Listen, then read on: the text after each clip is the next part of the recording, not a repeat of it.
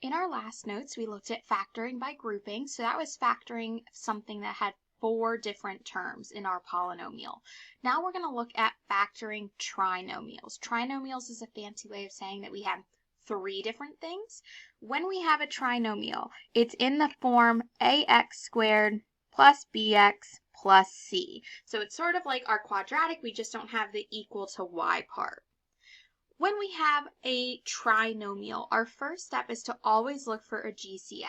If we have a GCF, we want to factor it out. That's going to make our lives a lot easier. If I look at this problem though, we have 15, 13, and 2, so there's no GCF coefficient. Then if I look at those variables, I don't have an x in my third term, so there's no variable GCF. In this case, there's no GCF at all, so we can move on. Before we move on, I do want us to label our A, our B, and our C. So looking back at our original form, A is going to be 15, B is going to be 13, and C is going to be 2. So the first thing is A, middle thing is B, last thing is C. Once we check and make sure that there is no GCF, we are now going to multiply A times C. So we're multiplying the first number and the last number together. In this case, A times C means I'm multiplying 15 times 2, and that gives me 30. What we're going to do now is what we've been doing with our number sense practice. So we are going to figure out what are our factors of A times C, so what multiplies to 30 and adds to 13, adds to our B. So we're looking at ways to multiply to 30 and add to 13. All of our different ways to multiply to 30. So we have 1 times 30, we have 2 times 15, we have 3 times 10, and we have 5 times 6. So remember, once we list out our ways to multiply, we can figure out which one gets us to add where we need to. If I'm adding to 13, then that means we're going to use 3 times 10. So 3 times 10 is our winner. What we're going to do now is we are going to take our middle term. So in our original trinomial, the 15x squared plus 13x plus 2, we are going to replace our middle term with the 2 parts that it adds to. So when we write out our problem, it's going to look like 15x squared, and then I'm breaking 13x into 3x and into 10x. So I just broke it down into the 2 numbers that add to 13, and then I have my plus 2. Doing that just gave me 4 different terms. Now that we have the 4 different terms, we can factor by grouping, the same way we did in the other set of notes. So remember, factor by grouping, we're looking at 2 things at a time. So we're going to look at our 15x squared and our 3x. Our GCF of that is going to be 3x. When I factor it out, I have 5x plus 1 on the inside. So remember, we're doing 15x squared divided by 3x, and then 3x divided by 3x. Now we need to do our second set. So we're looking at 10x plus 2. When I do 10x plus 2, my GCF is positive 2, and that leaves me with 5x plus 1. Remember, we know that we're doing it correctly if the thing on the inside of our parentheses is the same. So I have 5x plus 1 as part of my answer. And then the other set is the GCF from both of them. So the GCF for both of them gives me 3x plus 2, and those are my 2 factors. So we just created our factor by grouping by doing A times C, and then doing the same thing we did with that number sense. So what 2 numbers multiply and add together to get us what we want. We're going to do another example with number 1. So number 1, first step is look for that GCF.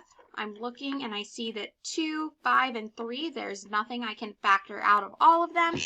Now what I'm going to do is I'm going to multiply A times C. So on the side, I'm going to label that A is 2, B is 5, and then 3 is my C. Once I have all of that, I'm going to do A times C. A times C gives us 2 times 3. 2 times 3 is 6. So what we're thinking to ourselves is what multiplies to 6 and adds to 5. So we're adding to 5, multiplying to 6. Our ways to multiply to 6 are 1 times 6 and 2 times 3. If I'm looking at which of these add to 5, I see that 2 and 3 are the only answers that we want. So I'm going to replace my 5x with the two things that it adds to. So when we do that, we're going to rewrite our problem out. I have 2x squared. Instead of my 5x, I am replacing that with the 2 and the 3. So 5x becomes positive 2x and positive 3x. And then I have my very last thing as plus 3.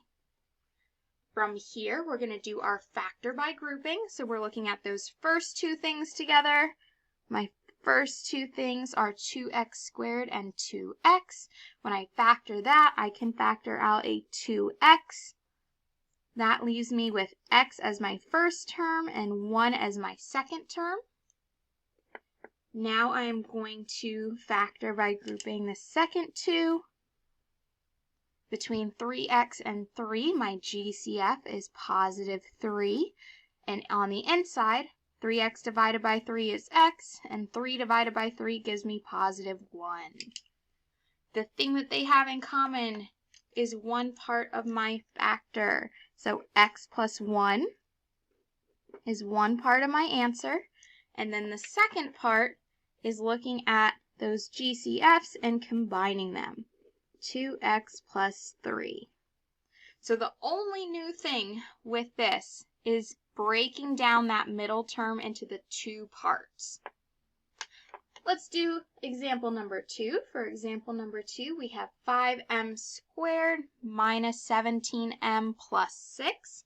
We are going to start with writing out what a, b, and c are. So a is 5, b is negative 17, and c is positive 6.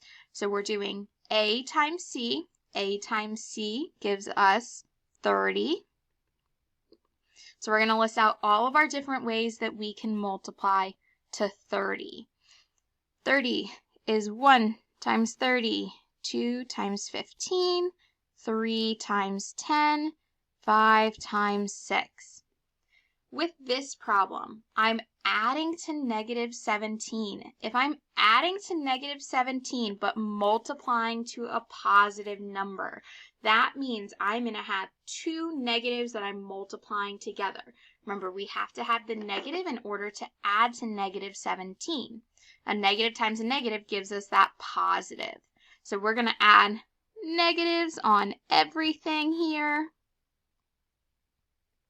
When I look at that, the two numbers that add to negative 17 are going to be our negative 2 and our negative 15. So I'm going to replace my negative 17m with negative 2 and negative 15. In this case, we can rearrange where they're going. So if I have my 5m squared, I can have minus 2m, minus 15m, and plus 6. Or I can switch around the negative 2m and the negative 15. I'm going to do that for this problem to make our lives a little bit easier with our factor by grouping. So the way we're going to write this one out is going to be 5m squared, and then we're going to have negative 15m minus 2m, and then my plus 6. It would have worked either way we did it, but with this way, the second way that I rewrote it, I see that 5 and 15 have a common coefficient, and 2 and 6 have a common coefficient. So it just makes it a little bit easier. We're going to do the factor by grouping now. So between 5m squared and negative 15m, my coefficient is going to be 5, and my variable is going to be m. Then I have m minus 3 for my first part. Looking at the second part, between negative 2m and plus 6, I can factor out a negative 2. I'm going to do negative in order to get a minus sign in front of my 6. Remember, a positive divided by a negative is a negative. So that leaves me with m minus 3. If we didn't do negative 2, if we just factored out positive 2, we would see that our sign is different in the middle, and so that would tell us that we need to do the negative instead. Now we are going to write out our factors. So I have m minus 3 as part of my answer, and then the last part is taking those GCFs, 5m minus 2, and writing it side by side. I went ahead and did example number 3 and number 4 so you could see the work. I do want to talk about how we found the numbers that add to our middle term, the b. So when we're looking at a times c for example number 3, that's negative 24, and I'm adding to negative 5. Remember, when we're multiplying to a negative number, we have every option twice because only one of our numbers needs to be negative. So I wrote out all of those options so you could see both the positive and the negative for each of our numbers. If we're adding to negative 5, then it's important that that negative sign goes to my 8 when I'm looking at 3 and 8. For example, number 4, we are multiplying to negative 60 and adding to positive 11. Again, if we're multiplying to negative 60, that means only one of our numbers needs to be negative. So I only wrote out all of our options once, but we do have them all twice depending upon where that negative goes. I can tell that looking at those numbers that 4 and 15 was what I needed to work with in order to get to 11. If I'm adding to positive 11, then that negative sign needs to go to the 4. Again, when we do both of these, we are going to look at the first two things and get that GCF, second two things, get the GCF, and then write our final answer. So that's looking at factoring trinomials. Again, we're just trying to make it so we have our factor by grouping method available.